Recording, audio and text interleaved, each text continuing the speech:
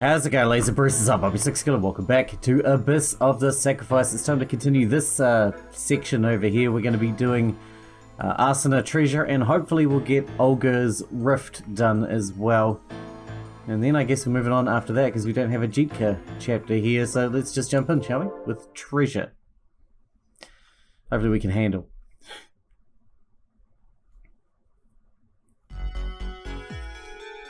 As long as we can't use the shaft, our only way forward is the stairs ahead. Olga nodded stoically. Yes, there definitely doesn't seem to be any other way. The shaft was the horizontal moving elevator that cut through the Foundation's core. Along with the rail shuttle and other transportation systems, the shaft was now out of service because of the constant wreckage. The guilds had come this far searching for an alternative route, but now a heavy wall stood in their way. Under normal daily life circumstances in Foundation, no one could reach a place like this. A sign on the wall read, "Abandoned block. No entry." That sounds kind of scary, Jitka whispered. What's this abandoned block anyway? Even though Miki wasn't asking anyone in particular, Chloe answered. It's probably the site of the accident that happened 5 years ago.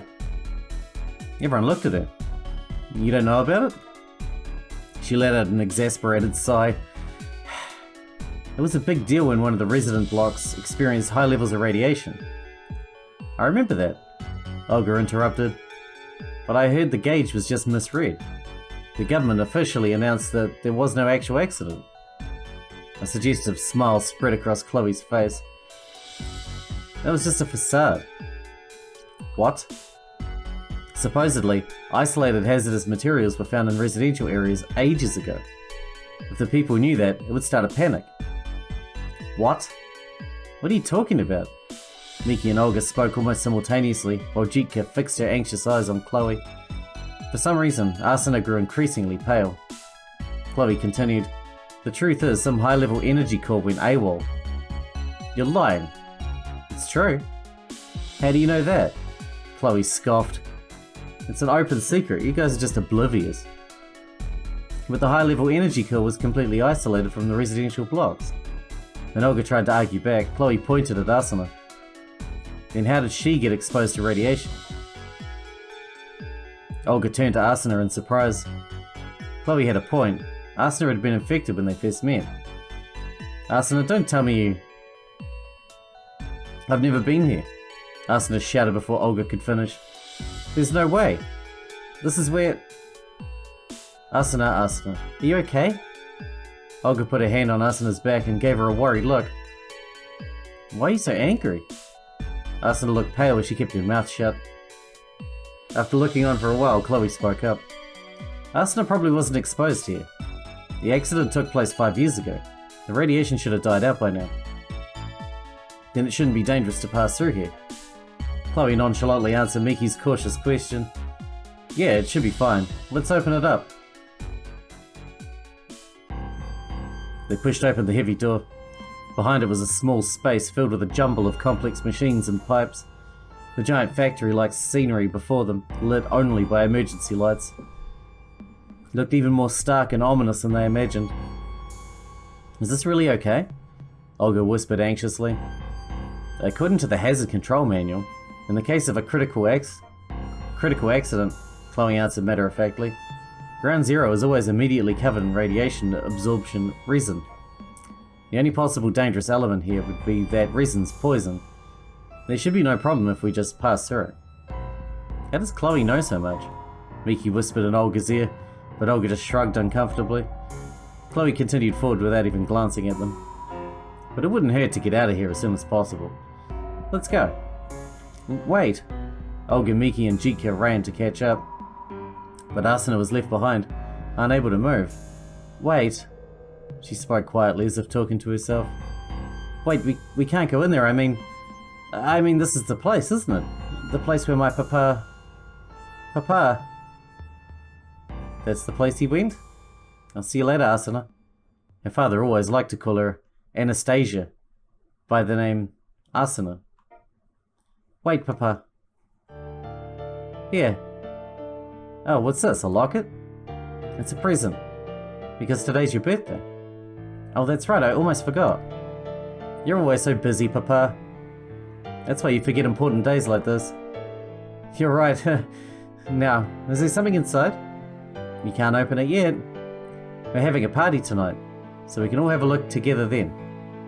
So I have to wait until tonight? That's right. I don't know if I can do it. I might have to take a peek at work. No. My father smiled awkwardly. Asuna loved his smile. People were whispering, as if they were worried their voices would reach Asuna and her mother, dressed in black. Did you hear? He was apparently a victim in the recent accident. But I heard a gauge just broke. Oh no, rumor is that was just the government's cover-up. To Asuna, the voices just sounded like a bunch of jumbled noise. His poor little girl. He left behind such a sweet daughter. I wouldn't say she was sweet. You can say that again. His wife is still so young and beautiful too. I even heard he died on his birthday. It was so noisy. Papa, why are these people in our house? They haven't even found his body yet. Who knows if they ever will? I heard the whole block was sealed off. Papa, why won't you come home? We haven't had your party yet. Hurry home from work. Won't you, Papa? What's wrong, Asuna? Asuna lifted her head and saw Miki in front of her. Come on, you're gonna get left behind. Miki pulled on Asuna's hand and Asuna stumbled forward.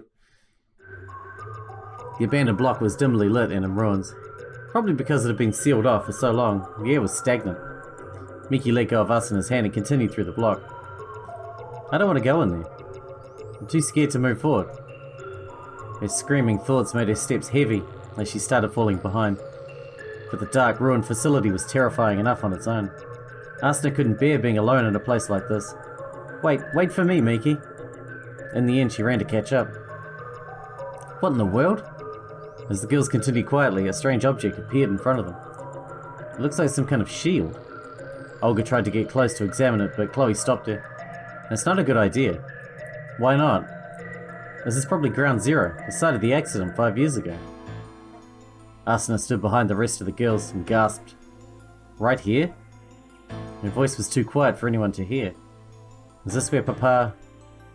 The damage looks pretty severe, and the affected area is bigger than I thought. Oh, you should probably get out of here fast. Yes, let's hurry. The other girls' voices sounded like they were miles away.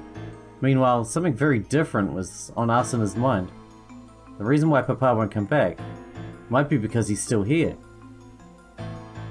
As she staggered a few steps forward, she saw a sparkle at her feet. Asuna? Jitka? We're leaving. Jitka obediently followed Olga's lead. The word okay automatically slipped out of Asuna's mouth, but Asuna's eyes were focused in disbelief on the object she'd found. This is... the locket? Her eyes widened. But it can't be. Her heartbeat started to ring in her ears. Oh my gosh. She let out an internal scream. It was the pendant. I found you, Papa. That right there. Oh no, I can't reach. What does this do? No reaction. Does that mean this won't work? A large gear, can it be turned? What else is there to click on? No reaction. Why? Why won't it work? Is there anything else we can even try? Your hand can't reach the pendant. What else is there to click on?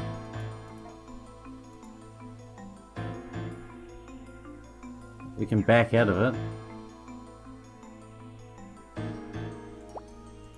It's rusted and doesn't look like it'll move. Metal barrel, big device. Alright, what do we got here? Oh my god. It's filled with numbers and alphabetical letters. What am I supposed to do? The pointed end is north. I see. This is a map, but it's a mess. Alright, what else is there to click on?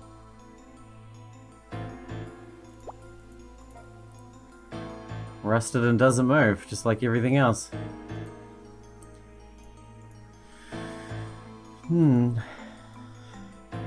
The pipe is rusted and twisted.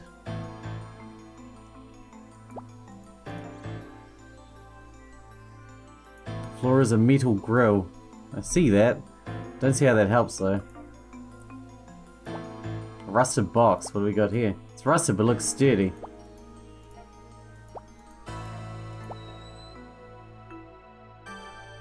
I see. There's a big disc. It turned.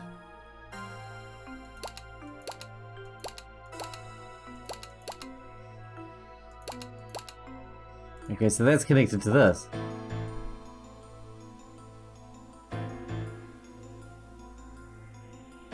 This thing doesn't really show direction though, does it? The pointed end. Which pointed end? That one, that one, that one, or that one?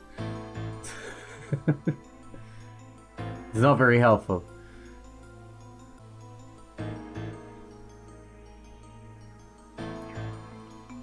The pointed end is north, so the pointed end goes that way, right?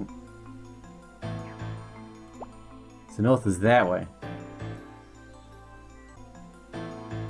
So one of these, like this one here, A9. Looks pretty groovy to me.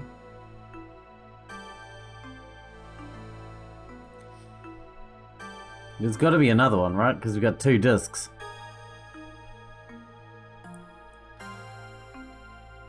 And it does seem unique. That's pretty much the only one that I can see that's facing that particular direction.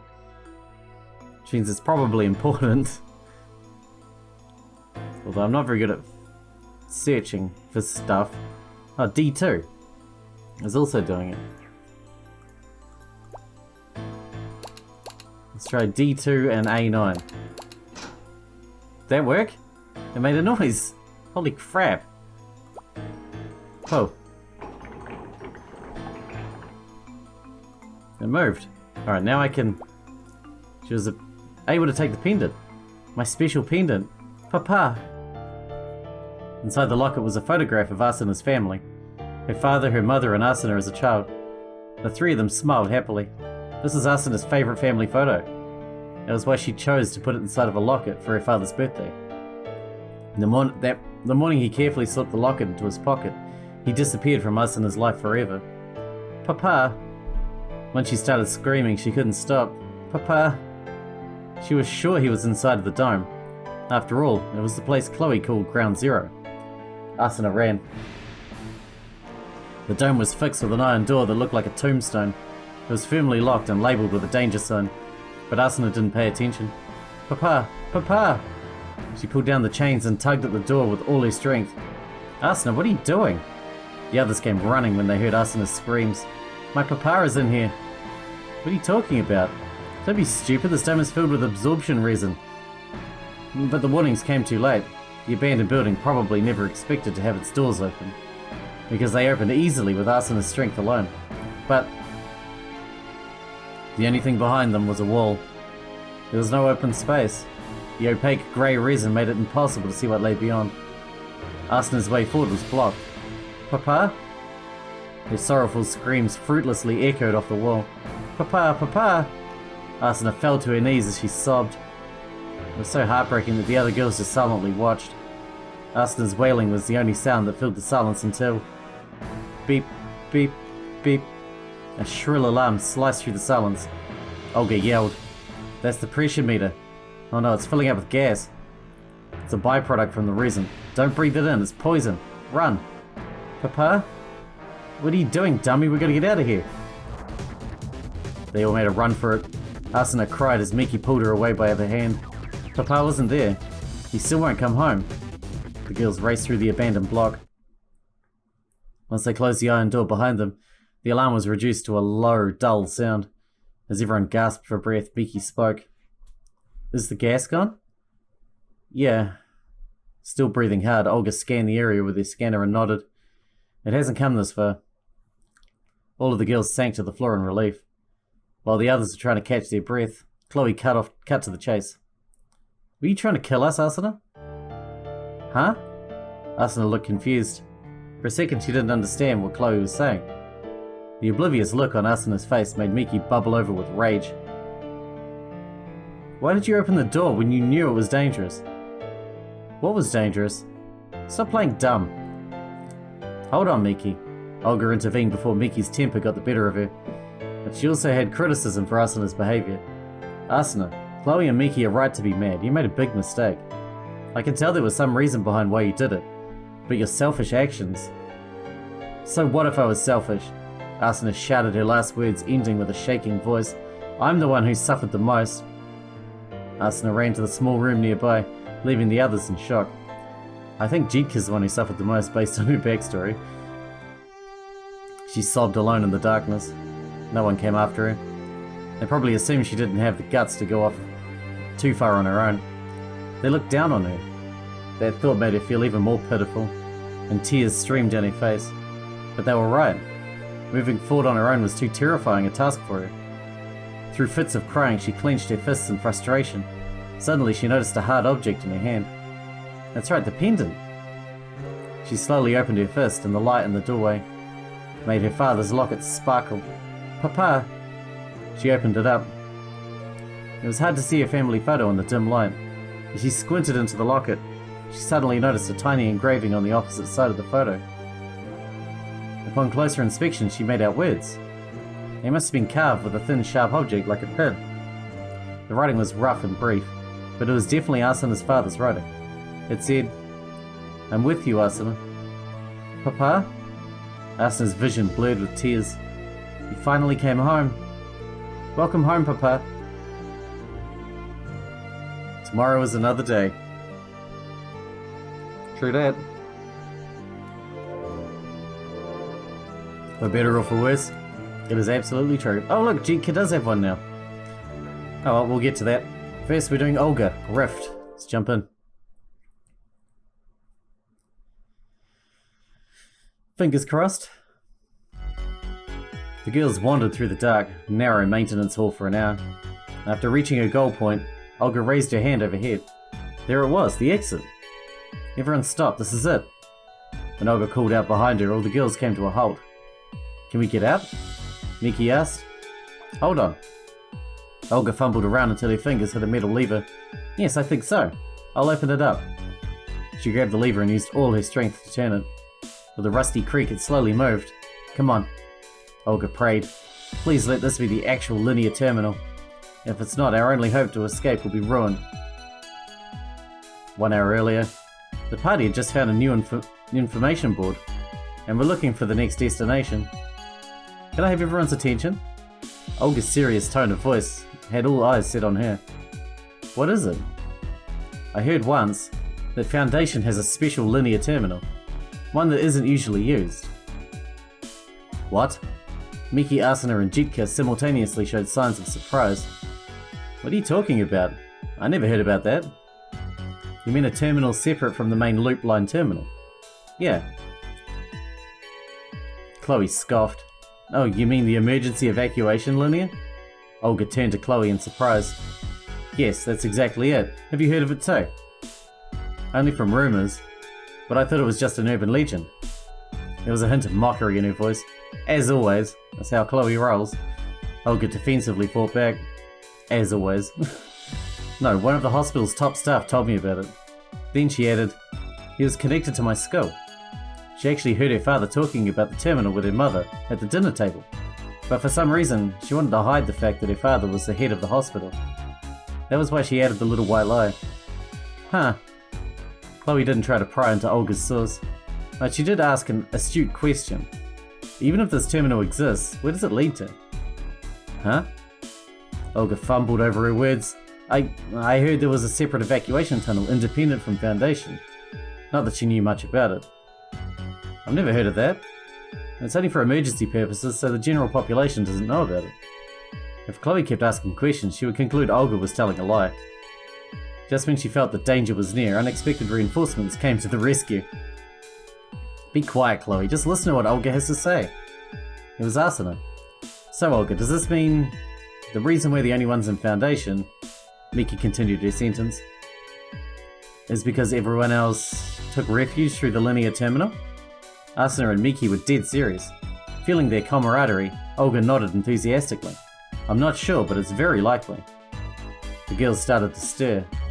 They finally had hope of being saved from their dangerous situation. But Asuna decided to play devil's advocate. But if you knew about this, Olga, why didn't you ever mention it to us? I had no idea where the terminal could be. I even doubted whether it was real or not. But just now I saw this. She pointed at the corner of the information board. I feel like this part could be the terminal. Miki, Asuna, and Jika lean closer to the board. It does look like a long and narrow section, and it's too big to be a hallway or room, and too small to be a hall. Right? Plus the size. It's just big enough to fit 3 linear cars. You're right. And see the hallways that connect to it? They're all treated as if they're closed off. All the pieces make sense. Yeah. The 4 girls, everyone but Chloe, were now convinced that part of the map was the terminal. How about we go here next? Of course, at this point, Olga's suggestion was met with unanimous support. She looks very smug as well. Olga led the party to the large clearing. It was the terminal. There was a long platform and rails below it. It's a terminal, alright, but it's obviously a terminal, but all that's left is a pile of debris. Chloe was standing behind her. The 3 girls who followed gasped. No way! What is this? It's just a dump. There isn't even a train. The linear was nowhere in sight, and everything was in shambles. Was it destroyed from the big earthquakes following the strange incident? No, the debris looks too old and weathered to have happened recently. This looks like abandoned ruins, or an archaeological site more like it. Olga quickly shook her thoughts away. No, this has to be the linear terminal. Hundreds of people who were living in Foundation disappeared overnight. If they didn't escape through here, where else could they have escaped from? That's right, Olga thought, giving herself courage.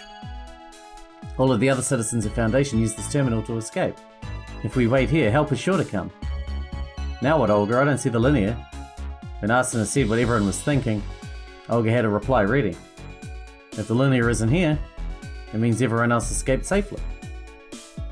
I guess that's true. If those people make it to safety, I'm sure someone will notice that we were left behind.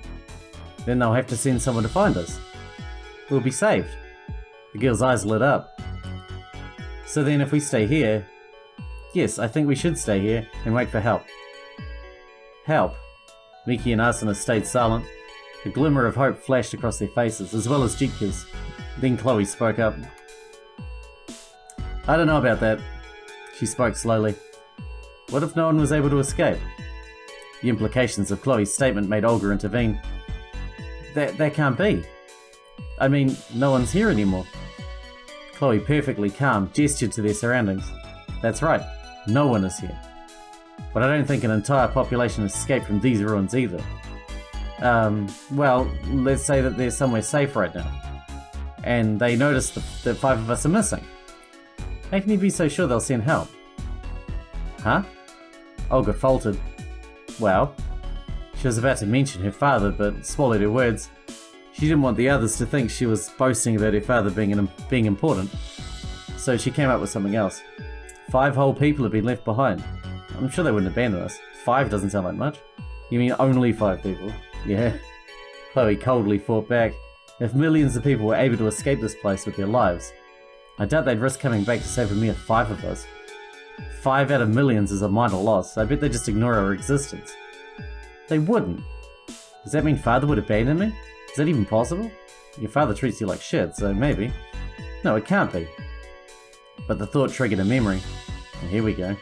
Olga, are you worthy of this family? Her father often asked her that. Always be thinking about that. Yes, father. I will not accept a failure for a daughter. This family does not need useless people. Yes, father. Have I now become a useless daughter in my father's eyes? The thought filled Olga with anxiety, and she couldn't come up with a snappy retort. Chloe took the opportunity to continue. If we don't even know how long we have to wait, we might all shrivel up and die here. Miki and the others started to panic. There's no point in staying here. You all should just follow me. We're heading back down. Just as Chloe was about to turn around, Olga went hysterical. Wait, what good will heading back do? That's a dumb question. Chloe faced Olga and gave her a sarcastic smile. We'll look for a way to survive. It's better than just waiting around for help that might never come. What are you talking about? You saw how bad the tremors have become. Sooner or later we'll be buried alive if we stay down there. too dangerous to keep moving around. We should all wait here. Chloe lifted an eyebrow and Olga said, "We." "Since when are you the leader?" "What?" Chloe looked at Olga with a mocking smile. "It's been bothering me for a while now, actually. You act like it's only right for everyone to follow your lead." "I never..." For a second, Olga stumbled on her words, but she quickly returned Chloe's gaze and spoke decisively. "I didn't mean to come off as coercive." She turned to the others. "You guys came here just because we're all after the same thing, right?" "Obviously, I just want to get out of here." Miki spoke first. "I'm afraid to be alone." Jika answered meekly and Asuna just shrugged. "Sounds like only Miki agrees." Olga sighed at Chloe's provocative tone. "Alright then, let's all decide what to do next." "Huh? And how do you propose we decide that?" "How about a vote? No one should have a problem with that." Chloe suddenly burst out laughing. "A vote? What is this, a student council?" "What's wrong with that?" Olga felt angry that she was being mocked. "I guess you do give off a student council vibes. Cut it out. How can you act like that at a time like this?" "Stop fighting." Jika's voice was unusually loud. Miki took the chance to make a suggestion. "Anyway, why don't we call it a day for now?" "I agree, I'm exhausted, and I'm starting to get sleepy." Thanks to Miki and Asuna's comments, everyone settled down. The five of them found their own spots to take a nap, curling up on the floor to sleep. That had become normal for them now. Even Olga was unusually out like a log once she closed her eyes. But that day she couldn't sleep. She could hear the others already breathing peacefully. Meanwhile, she thought about her conflict with Chloe. Chloe was right. I thought of myself as the leader. Olga was always taught to act like a leader. She never thought it was a bad thing, as long as she made the right decisions. She believed that it made sense for everyone to follow her lead. But if I think about it, no one's been following me. Chloe's being Chloe, Miki just follows her own beliefs, Jika just seems to go with the flow, and Asuna sometimes puts up a fight. I'm even starting to feel like everyone hates me. Maybe I'm not cut out to be leader. The thought terrified her. Would my father approve of a daughter who couldn't even lead a group of 5 girls? Forget that. I let myself get left behind while the whole population evacuated. That alone is a disgrace. I'm sure it convinced my father that he didn't need me, which means he might never come back to save me. Olga lay sleepless as she listened to the others' steady breathing. She quietly got up early, before anyone else awoke. Although she drifted off a couple of times, she barely got any sleep. Now she felt wide awake. She pulled out the health scanner from the bag she used as a pillow. She turned it on and the menu appeared. It displayed information like the date and the temperature and humidity levels. Olga made it a routine to check this every day. Huh? Today an additional memo appeared on the screen. Anastasia's birthday. For a second she was confused, but she soon remembered that Anastasia was Asuna. Olga had entered Asuna's birthday herself, on the first day they met. Back then, she needed Asuna's personal information to treat her radiation. When Olga asked Miki if she knew anything about the patient, Miki mentioned a student ID in a nearby bag. Olga then found the ID and scanned it. That was why Asuna's personal information was recorded in the scanner. Her birthday, huh? She was suddenly filled with nostalgia. At the same time, she recalled the taste of sweets. Oh no, we're not going back to her childhood again. Cheap crinkly paper wrappers, encircled around colourful chocolates and hard candies. The artificial colours and sugary, sweet, fruity scents not present in her family's chef cakes always made Olga's heart dance. In her everyday life, she rarely encountered commercial sweets, but her birthday was different. A young maid always went to town and secretly gave her some. During her entire childhood, it was her only memory of a birthday present. Being the hospital's director's daughter, most people she didn't know well assumed that she was your stereotypical little rich girl who always got what she wanted. But Olga's family was strict. Not only did she not get what she wanted, but she was taught never to ask people for anything. Only vulgar people desired material goods. As long as she lived in her house, she could only desire prestige and knowledge. And she had to attain this with her own hands. That was how she was raised. So no matter how old she turned, her parents never gave her anything. Once she started going to school, she learned about birthday presents from her friends. But the only birthday presents given to her were the commonplace sweets from the maid. The memory of the taste of those sweets was something irreplaceable. Her birthday, huh? As she reminisced, something caught her eye. There was a chocolate bar in her bag. She'd gotten it when the girls had divided the food supplies. She remembered how Asuna was on the fence between this chocolate bar and something else. In the end, she chose the other snack, but she seemed to regret giving up the chocolate. I wonder if giving this to Asuna would make her happy. Olga's face lit up. She quietly placed the chocolate bar by Asuna's pillow. Then she left. There was still time before the others woke up. Until then, she decided to look for water. If she could find water, it would make the others a little more enthusiastic about staying here. Then they might feel like staying here and waiting for help. She left the camp alone. Alright, here we go. It's gone, my photo is gone. Asuna's voice rang out. When Olga got back, the campground was in turmoil. What's wrong? Asuna spun around in a rage. My photo is gone. What photo? My family photo. I put it inside of my student ID booklet, which I had in my bag. Chloe walked over. What's all the fuss about? It must have been you. You hid my photo. Huh? What are you talking about? Miki and Jika showed up with sleepy faces. What's wrong, Asuna? What's going on? Asuna suddenly aimed her anger at them. Was it one of you who stole my photo? Huh? Huh? What's the big deal? You woke us up. Asuna's anger just frightened Jika and annoyed Miki. Olga stepped in to mediate. Hold on, Asuna. You have no proof it was any of them. It's not nice to jump to conclusions. Asuna glared at her.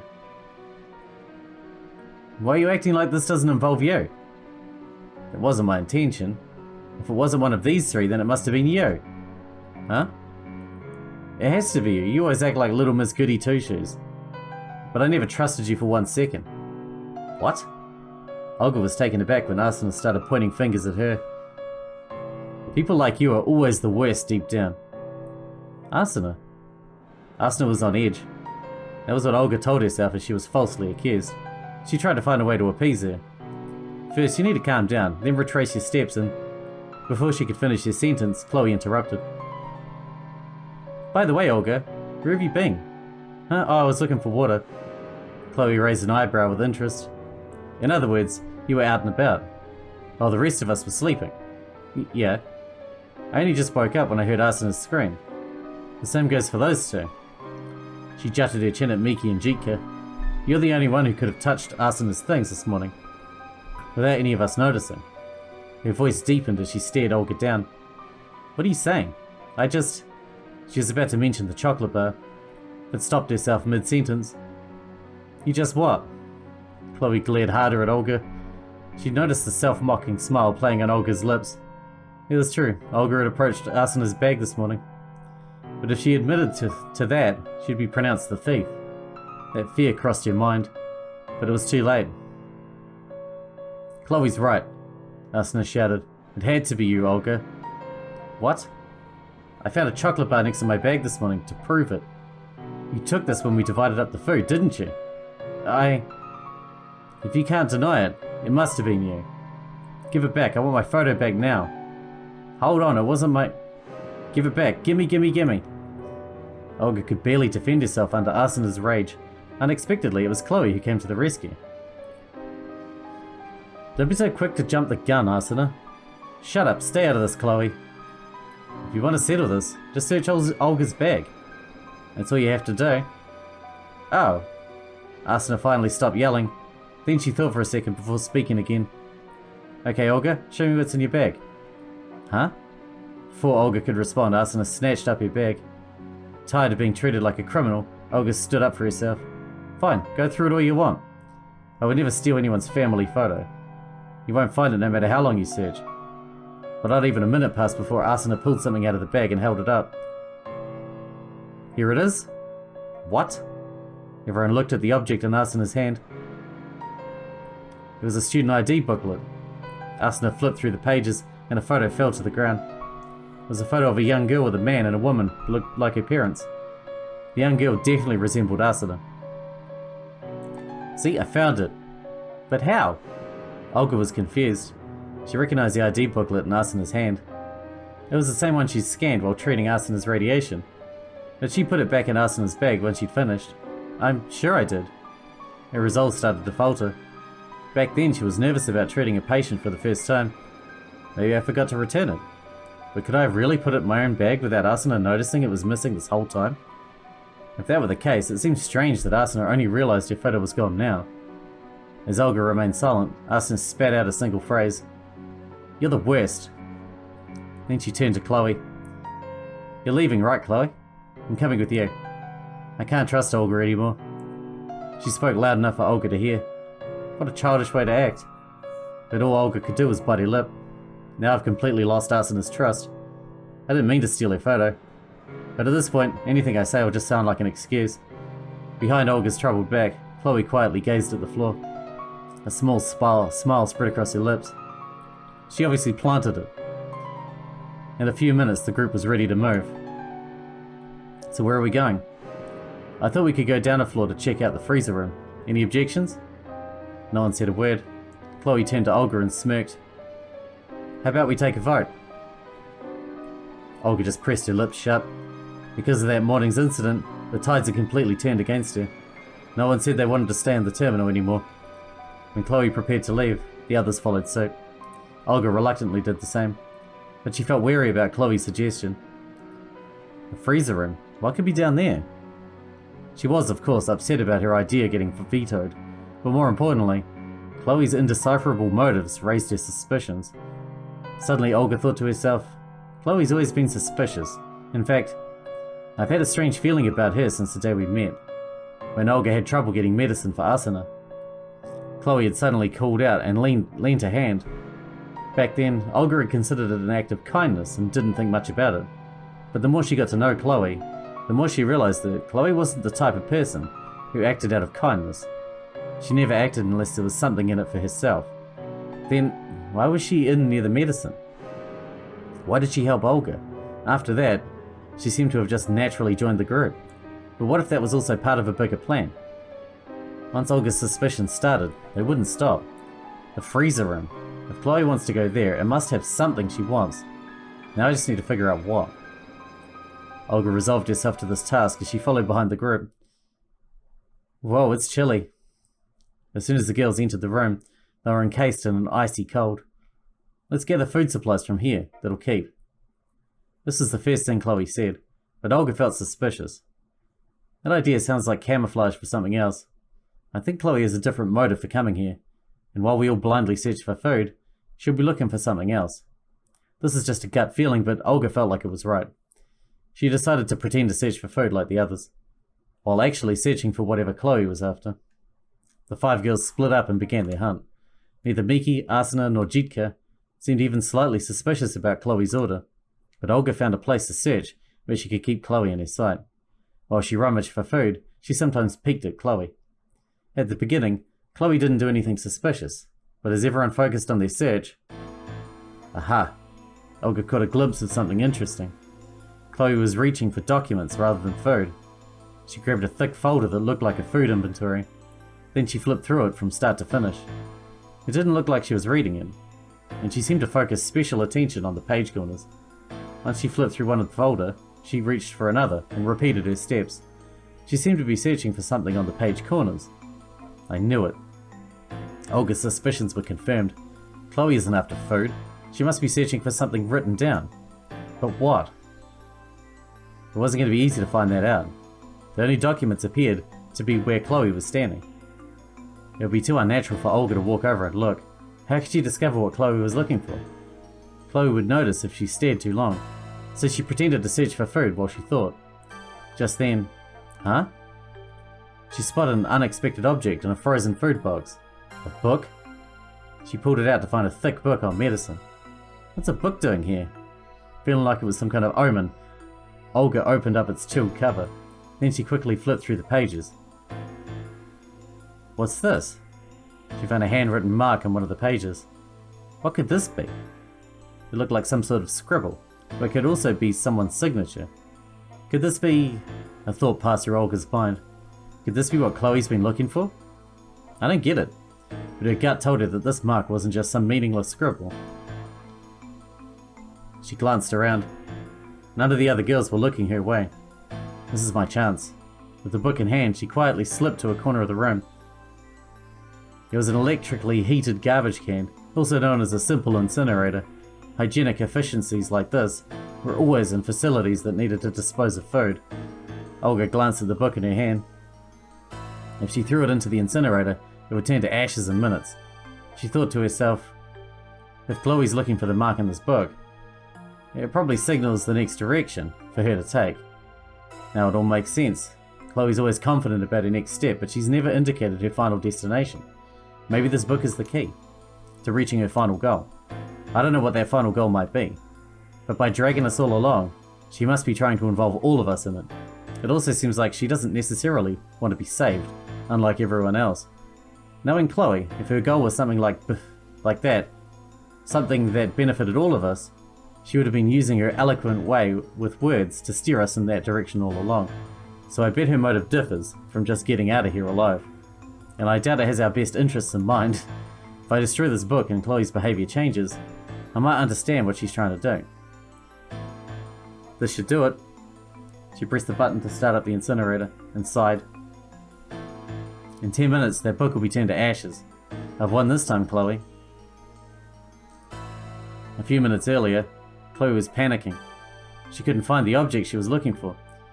She was sure the last marker she found pointed to the freezer room, and if the pattern continued, the marker would be on the corner of a book on medicine. Since she couldn't find any book like that, she searched the food inventory files, but she couldn't find anything. That's strange. Chloe clenched her teeth, but she couldn't give up. If the marker wasn't here, her plan would be at a standstill. Calm down. She tried to get herself to breathe. The marker has to be in this freezer room. Maybe it's hidden among the food. She glanced around. Miki, Jika and Asuna were each searching for food, but Olga was nowhere in sight. What? She quickly scanned the room and found her in a different area than before. Olga was standing in front of the incinerator. Chloe had a bad feeling about this. She must have caught on to me. Chloe gritted her teeth. If that's the case, I have to hurry. She quietly crept to the electricity control panel, next to the document shelf. Then she stuck a small metal shard that she'd picked up into a crevice on the panel cover.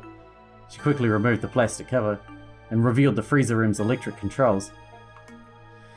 She picked out one particular control circuit and slowly cut into the controls with the metal shard. Bam! There was a loud pop as the lights went out. Jika screamed in the darkness. What's happening? A power outage? Asuna and Miki called out anxiously. Is everyone okay? Olga spoke up too. Before long, the dim emergency light switched on. What was that? Asuna sounded mad. Something must have short-circuited. I heard a pop from the ceiling. Chloe came walking over. Of course, the short-circuiting was her doing. While the room was wrapped in darkness, she'd managed to quickly replace the control panel's cover. But despite the nonchalant look on her face, inside she was anything but calm. Damn, I screwed up. Olga's unexpected actions had thrown her off guard. She'd only meant to shut off the power to the incinerator, but she mistakenly cut off the electricity to the entire room. Damn it, we should get out of here fast. She turned to the others. It looks like the electricity is unstable here. We should get out before anything happens. What do you mean? Asuna asked anxiously. The temperature settings could get thrown off. Miki shivered. Is it just me or are they already messed up? It feels colder than before. You're right. Olga rubbed her arms. Damn, everyone out now. All 5 girls ran for the door. Oh crap. They are going to do a search. I was wondering if that was going to happen because it's been a while. It won't move. It's totally frozen. Let's look for something to warm it up. What do we got here? Tap? Well, it froze up in an instant. It's too cold to touch with bare hands. Can we just kick it over? Kick it to break it. Miki, look out for the glass shards. Don't worry, I'll watch out. Contain an empty bottle. Broken shards. It's pretty cold in here. Let's not spend too long if we don't want to freeze. Yeah, I second that. What else is there? Cardboard boxes are stacked up. What is this? Ah! Work gloves. Is this a battery? It's stuck here, so there's no moving it. Looks like it. Should be useful for something. Control device? There are a lot of buttons. Probably shouldn't touch them. Cords are tangled. Probably shouldn't touch them even more so. It's really cold. I wonder what the temperature of the room is. It was about minus 20 degrees Celsius. Seriously? So that's why it's so cold? There's a huge shelf here. Alright, maybe we should... Can we use an item to break these off? Obtained ice. A spear of ice. Can we maybe fill the bottle with water? I'm gonna go with no. That's fine, that's fine. And what do we got here? Obtained a cork for the bottle?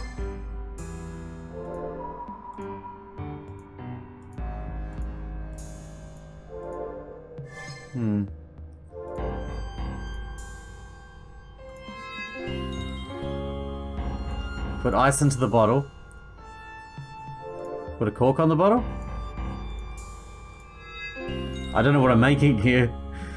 I'm making a bottle with a spear of ice in it. Just what we always wanted. Command? Take out the cork. Okay, we can take out the cork. That means there's probably a reason to take out the cork. There are a bunch of wires here, but I don't think we're allowed to touch them. Oh, okay. We got a spring. Cords are tangled, cords are tangled. Sure. What do we do with the spring, perhaps? Do we use it on the battery? Chloe? What, you need something? Come on out with it. Chloe? There's no reason to be so harsh. So, why are you sticking in there again? Oh, I'm gonna get the power on and warm this up. Oh. Wow, Chloe, that's smart. Wrap the spring. Okay, so now we can melt the water in the bottle, right? Maybe I should put the cork on after all so we don't lose it.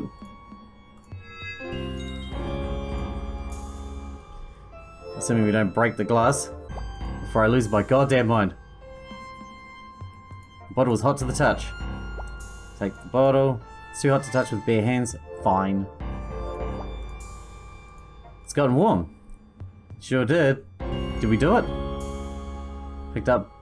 Ice is melted into hot water. Good. So now, in theory, we can just tip it over the thing and be done with it, right? Because it's frozen shut, right? Time to pour this hot water. Go ahead, Olga, do it. Alright, time to turn it. Oh, it moved. We did it. The door opened. The girls practically tumbled out of the room. You know, that puzzle was actually pretty smartly made. Ugh. Their teeth felt numb with cold. What the heck was that? We almost turned into frozen food ourselves. Asuna complained. The others warmed their hands with their breath, or stomped their feet to warm up their bodies. Chloe's gone. What? Olga had a hunch about where she was. She was probably still in the room, looking for her book. If I go back now, I might be able to catch her in the act. Should have taken that page out first, and then burned the book. I'll go check on her. She walked back into the freezer room. Chloe, what are you... Finding Chloe by the shelves, Olga started to yell with a berating voice. But then... Good timing. Lend me a hand. What? Plop. Chloe dumped a pile of frozen food to Olga's hands. What's this? Food that'll keep without a freezer. Our coming here will have been for nothing if we just leave it all behind. She grabbed another pile of food. Now let's get out of here. Chloe straight out of the room first. Wait for me. Olga quickly caught up. Come on, we're dividing up the food. The other girls were shocked to see Chloe's arms filled with food. Wow, Chloe, did you bring all that for us? There's one more pile. She jutted her chin at Olga. Why does she always point with her chin? Olga has some too? We can't carry all this. Asuna seemed happy despite her complaining. We can leave behind what we can't carry. Now take whatever you want. On Chloe's signal, the girls clamoured around like they were at a flea market. Only Olga was in a dark mood. She stood on the sidelines and glared at Chloe from afar. Chloe, I burned what you were after. Now you can't involve us in whatever it was you were planning. What will you do now? At the same time, Chloe interacted with the others while remaining very much aware of Olga. See, I would have taken that page, and then burnt the book. Made her think that it was burnt, but I would have kept the page on myself, just in case. Olga, it seems you finally discovered the markers, and you deliberately interfered with my plans. You've good instincts, I like that. But don't even think that this means you've won. A new slip of paper was in her pocket. The corners were particularly burnt, but the information was still intact. Olga did put the book in the incinerator, but Chloe saved it in the nick of time, and stayed behind to rip out the new marker.